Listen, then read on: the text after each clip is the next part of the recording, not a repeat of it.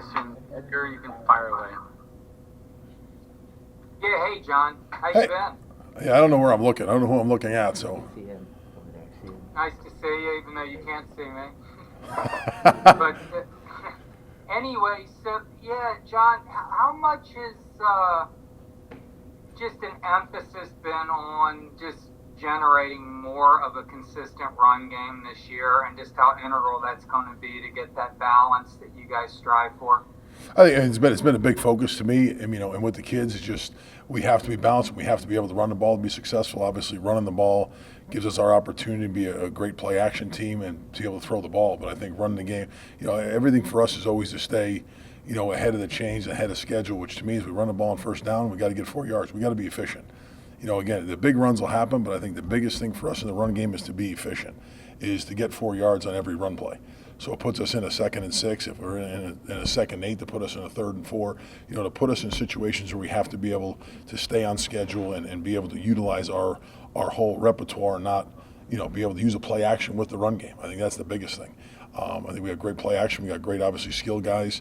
But to be able to use that play action with the run game is going to help us with that. Without the run game, the play action doesn't really help us too much. So I think the biggest thing in the run game is just being consistent for me, too, in the run game with our guys is, finishing blocks, taking care of everything, which I think you go back and look at last season, just you're off a little bit on a lot of things, which to me, you major emphasis, obviously not in spring, but just as we went through all the off season with the Zoom meetings and going into camp was, here's the things we're off on that I think we've done a great job with so far in camp. Now obviously we're going to see start next week of how it's going to fall through. Malik getting back to full strength. Yeah. Lorenzo's eligibility. Do you feel like you have a pretty good stable of running backs? I think I got a great stable of backs. Between I think really starting with obviously Pierce is the first one who's returning, but I think the biggest one to watch has been Malik. Watch Malik, who was a guy I think he's been injury plagued. The first 2 years we were here, but to really go back and when we walked in here a couple of years ago was you saw his film from that year before and saying, hey, here's this guy, and I think we're watching him during camp being that guy really that we saw 2 years ago, running, how he runs, his pad level, his feet, his quickness, and everything he's done. He's done a great job in camp. And then obviously you got Lorenzo, you got Naquan, so there's a great stable of backs back there. You get a chance to see them all, to point out one of them. I think the big thing is as a group, it's been nice to watch them run the ball. Thank you, John. No problem. Mark Long. Hey, yeah, John. Just the transition for Stuart Reese, has it been pretty seamless? And what does he do for you guys from a depth standpoint, from a experience standpoint, and where do you have him playing right now?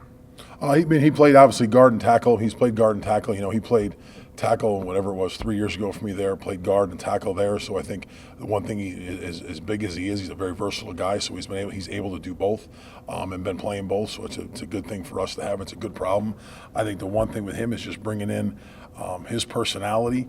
There's no ego involved with Stuart at all. He kind of goes along, which I think obviously anytime you bring in an older guy and you sit there and say, hey, that played for me before, that kids have, what's this going to bring to us? And I think I would guess within 2 weeks, he knows everybody, he's friends with everybody, and everybody likes him. So he's not, he's going to go along, he's going to take care of his business and do his work.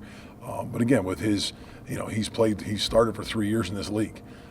So he can give the kids that haven't played much behind him even more stories on top of Stone, Brett, and now, Stone, Brett, and Gene have both basically played a year. Stu having 3 years in this league to go down and say, hey, here's more stories, here's different things and different perspective of what it is to play in this league with, having a lot of young guys between Ethan, Kingsley, Michael, Will, and all those young guys is, here's how you prepare, and they can watch him because he doesn't have an ego to say, hey, I'm here for this, I'm here for that. Is they can talk to him and he'll give them everything he's got so they can learn from him, which has been great to have. Demetrius. Hey, Coach, thanks for doing this. Can you just talk about the progress that Stone Forsythe has made at tackle and sort of where do you see his game evolving to as you head into this season? I think the biggest things I've seen with Stone is just a very intelligent kid on the football field, very high in football intelligence. I think the one thing you see is just obviously the use of his hands and just playing with quicker, harder hands and a little harder, quicker feet. And that was a big thing. Obviously, we were going into the off season working on, and obviously I got cut a little bit, but him doing it on his own, which I think he's done a great job of, through this camp and through this part of the season so far. So again, like anything, now it's a turnover game day next week. But I think to me, he's become a great leader with that group because he's another one. There's not an ego involved. I don't think in any of my guys. So he can talk to young guys. The young guys see him as being a guy, so they'll listen to him and talk to him. And they see not only just what he does on the field, how he prepares himself for practice, meetings, and everything he does, which is great to have those guys around. Especially, with, you add Stone, you add Stu, Brett Hege's become that guy. Gene's become those guys. Really, those four upperclassmen have become great leaders for my young guys. And now it's the young guys that just obviously check your ego in and make sure you're always listening to the older guys because they have the experience. Thank you. David, go ahead. Coach, with even more time to probably go back and watch more film on last season, what did you see as the biggest issue and what you guys need to improve on? I think just little things being fun. You saw really as the season went on, I think it got better, but you see really a good part of the season was just the gamemanship of things and things adjusting in the game, things happen in the game that you don't have that experience to, whether they're moving, pressuring, or whatever they're doing. You just saw, okay, we're off here, maybe miscommunication in a call, missteps in what you're doing with those movements that I think, and just understanding the whole offense, which, again, it's not all big glaring, but you saw in certain situations and really key situations, you're kind of frustrated because you're going, what you're doing, but and how fast that happens is, that's where we were off. And I think, so far in camp, I think it's been really good with all the stuff that's getting thrown at us defensively, is for us to make the adjustments and the kids to come back and sit and when you watch the film, go, okay, got it, and you see that turnover the next day of they bank that from the day before, or it comes back 3 days later in camp and you say, hey, you remember we saw this? Yeah, we got it. We understand it. So, from the ones and even the twos, you're seeing all those things that they're getting. Really, we talk about learn what to do, how to do it, and why you're doing it. Which to me, they know what to do. They know how to do it. And very few MAs, missed assignments that we've had in camp. It's more of the why. Do we understand why in outside zone we're pressing these landmarks, doing these things, inside zone protections of understanding safeties, understanding movement. They got that now. So now it's obviously you still got to go out and perform, but you see the mental part of the game is really excelled for them. Like maybe it's just sitting on for 6 months on Zoom meetings. They saw enough of it to help them with that. So as you got into this, that might be the best benefit of the whole COVID of being on those Zoom meetings. They saw more film and more clips than they ever saw in their life. That you don't have really time for in a regular off season. And you kind of hit on it. When looking at the other side of the ball, what issues has that defensive line, that defensive front given you guys? I don't think it's any. I mean, I don't ever look at one issue, one person, one thing. I think it's just a multitude of. It seems like we've been at camp since July. So you're working on 2.5 months of practice and seeing it again. Okay. So they're getting it. Which now, for us, and I talked to them yesterday about was, come Sunday, we got to drop everything our defense has done. But you just start seeing a multitude because you just keep installing. So you're putting every defense in that you're going to see, and you won't see half of it throughout the season. So to me, it's great. It's hard initially for us because you got to change everything. You're teaching more exceptions than you are rules. But to me, when you go back and look at it and digest it, now you're going, okay, it becomes a better understanding of the whole, offensive philosophy of what we're trying to do and understanding our schemes. That now when you look back, okay, now we're going to see this front. Well, coach, that's kind of simple. Yeah, and you're going to see simplicity, but to me it helps. It's really helped with the multitude of defense. My kids learn the philosophy and the whys of what we're doing offensively. Thanks, Coach. Brendan. Hey, Coach. I was just wondering, what has been the most difficult part of turning around a unit that really struggled last season, especially given the sort of weird off season with the pandemic and everything? Well, one more time with the question. Yeah, I was wondering what has been the most difficult part about trying to turn around a unit that really struggled last season, given the weird off season and the pandemic and everything. I don't know if there's anything different. I mean, again, treat any different besides getting to work the fundamentals really from March to July of getting it, giving the kids everything they can do and they're doing on their own. That was the hardest thing, is to say, okay, you worry about when you give kids drills, they're doing them at home, they're doing them by themselves, they find someone else to do them with, is if they're not doing it right, now I'm gonna have to break 6 months of them doing something. So that was I was very detailed and very, slow process of giving them stuff to do on their own, just so it wasn't going to be, they've been doing it wrong for 6 months. I don't have as much time to fix it when they get back here. So to me, keep it very minimal, send them the video, send them the teach tape, send them all the things. Again, those Zoom meetings where we would watch kind of before we left the meeting of watching film was, okay, here's the drills we need to do, here's all the coaching points. So give them 2 or 3 things a day to do, so it wasn't, hey, do these 18 things because I'm not going to get anything out of it. Here's 2 things to go work today. Here's 2 things to go work tomorrow. Here's, each day was that way, so it can really break it down and they can learn those little things and not put too much on them being on their own. Especially, again, older guys can probably I could do more with. The younger guy was like, okay, I just got to still, all those redshirt freshmen coming in or that were here, was how much they really got out of me was, okay, this is their first real off season. Okay, I got to make sure I don't screw this up. For me, of giving them too much and coming back and saying, okay, I got to break all these habits that they formed, not having me around telling them right and wrong. Thanks, Coach. Alan, go ahead. Hey, Coach, when have you dealt with a guy like Ethan White before, who has that much mass and you're trying to find some bend and some agility and enough conditioning to get him through a game? Have you dealt with a guy of that size before, and how much progress has he made over these year and a half? Obviously, you guys haven't been here, so you really haven't seen Stuart Reese. I mean, because Stuart's about a 6'5", I guess 6'5 and a half, 360. But I have. I mean, Stuart was one of the ones that, Stuart came to me. Stuart was one, and Tyree Phillips was another one that. Tyree came to me. Him and Stuart both came to me about 390 something pounds, and they both ended up playing at about 330 within a year.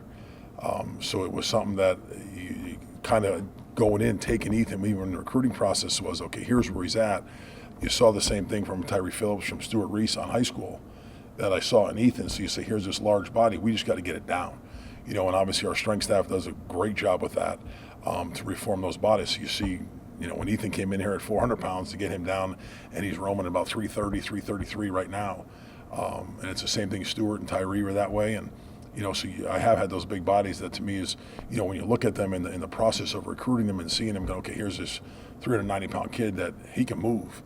He just needs to lose some weight and get him in a program to get that, all the ability to have out of him. So to me, it's, I hate saying it's an easy thing for us, but I think you look at our strength coaches, staff, and what they've done, and the nutritionists do what they can, and teaching those kids how to eat. And once they see that loss of weight, and they see, oh, it's much easier to run around with less than 60 pounds on my body. Okay, you start playing faster, you start playing better, and the conditioning is much easier to run back and forth the field, carry him. I did it with Ethan. I did it with all of them. Here's a 60-pound bag, run across the field with it, and they realize, well, this sucks. Okay, great, and don't put the weight back on. So I've had plenty of experience with those big guys to drop their weight and get them down. Thanks, Coach. Zach, go ahead. Hey, Coach, I've got another one on a big guy for you, but he's a dude that he was big, and yet he played tennis in high school at the same time. And Josh Braun, who enrolled early. What have you seen out of him, as well as the rest of your freshman offensive linemen, and the progress that they've made so far? I think they made great progress. I think the one thing Richie and Josh had coming in here was they at least had those 5 days of bowl practice, so they kind of got a little taste of it. But then obviously, so there was nothing different for them. They basically got back at the same time Gerald did, and Mark Pitts came in. So it wasn't, I'm not missing anybody in that group. But it wasn't for them. I think, again, the way the Zoom worked was for them to really learn a lot of what. I think in reevaluating the last 20-something years of coaching is that off season for us, you didn't have the time, spend the time, hey, I got to teach them fundamentals, teach them how to block, teach them how to do these things. Really, you can teach them, and what got taught in the whole thing was watching all the film, going through all the installs, was they learned what to do. I think that's as a team you learned all those plays. So really, when we got to camp, they knew their assignments, and how we installed it and did things with them was they had a chance. They didn't have to be physical yet. They had a lot of reps at, okay, my assignments and all those things. Then we can work on technique, and as they saw the film of what to do, okay, I know what to do. Coach, how do I do this better? Well, great, we're going to work on that. We're going to progress through that. So you saw the fundamentals. You got to teach it while those first couple of days we had no pads and all this other stuff just to teach those things, but they learned assignments. And then now you can focus more on the technique of stuff, which is the how. And then again, through all the Zoom meetings, and now is they're getting the full dose of teaching it. So I think they've done great. I mean, first thing is they've all came out and work every day, and that's the biggest thing. They came out to work every day, and they've done a great job, all of them, of getting involved and really not missing a beat. You don't see a big glare. I think when you put them all together, you see a little bit of glare because they're still off and trying to figure everything out. But it's really been nice to have all of them. Yeah, Josh is another one I think he's roaming at the 350 range, 350, 48. I guess I shouldn't say 350. He'll be pissed because I told him that. It's probably 347.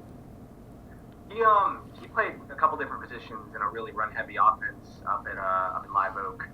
Where are you guys trying to fit him in at? I mean, he can play. I think he can play tackle guard. He's been playing more guard right now. Just I think it's a little simpler learning. Playing guard's a little simpler and not as much, adjustments as playing tackle here. So I think for him to get comfortable and be able to use his body right now he's playing guard. And to me, I think as we progress through, he'll have the ability, obviously, to do both. Really not much different than Stewart was. Stewart played tackle to start. Stewart redshirted and then played tackle, but can do both. Where Josh is, obviously with this year and the rules of what you have this year, he can, let him soak in one thing and see what he can do. And then to me, as we progress through his years, move him around. Thank you. All right, we'll finish Coach off with Edgar. Yeah, John, yesterday Dan said from watching NFL games, what he was noticing was lots of mental errors just because of the lack of football. What's your level of concern there and emphasis? I don't think it's as much as mental error. It's just, obviously the one thing is you haven't played anybody else. So again, and like I said, I think earlier was the biggest thing is again to get over is we're not playing our defense. I don't even know how many practices we're in now against our defense that our kids kind of know what they're doing. They can look at safeties, they can look at linebackers, they can say, okay, here's what they're going to do. Where now we're coming in to play a team that, it's a new staff, okay, there. So you're going, okay, what are they going to do? So you got to prepare for, a number of things. But to me, again, for us, it's going to be the biggest focus in us, just do what we do and stay with our base fundamentals, and we should be fine. That's what we have to do. We can't overthink and over-evaluate it because we don't know what they're doing. We have an idea, obviously, of what they're going to be doing, but to me, we got to be able to just hang on our fundamentals and hang on what we do as an offense to go there, not get caught up in anything more. They're going to play 3 down, 4 down. They're going to pressure. Again, with our defense, I don't think there's one pressure we have not seen or going to see, or any line stun or line front that we haven't seen out of our defense, which again is great for us to see. Now, when you go into this game, I can actually pull a couple things from what we've had in this camp. But again, each week they got to have they got to drop this coach last week they did this. Well, they don't do that. This team doesn't do that. So we kind of going in the ending this week is start forgetting our defense. You got to bank that. We got to pull it out at one point. But to me, we got to start focusing on what we're getting ready to see coming up. John, how far has Kyle Trask come?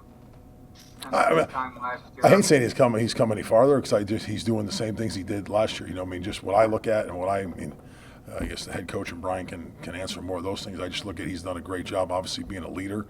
The mental part of the game and what I see and what he does for us is just, whether it's IDs, whether it's scheme, whether it's just being a leader in the huddle, being a leader on the line of scrimmage, wherever we're at, is just being a great leader and being a calm guy. He's calm, cool, he's collected, so he's never up and down, which I think is always great now as a group. We've become that way with a year of experience of, okay, no one's too flustered about anything. And it starts the quarterback not being flustered. Okay, that was my bad. Let's move on. Or it's, hey, we got to fix this. Or it's a snap that's off a little bit. It's, hey, snap here. So I think it's a calming thing always having him back here. But the rest of the stuff you can ask Coach Mullen or Brian about. But I think just having him, I look at it as he's got better at everything he's done. But to me, the great thing about watching him last year was just very calm and did his job and did a great job managing for us. Thank you. No problem. Thanks, Coach. No problem.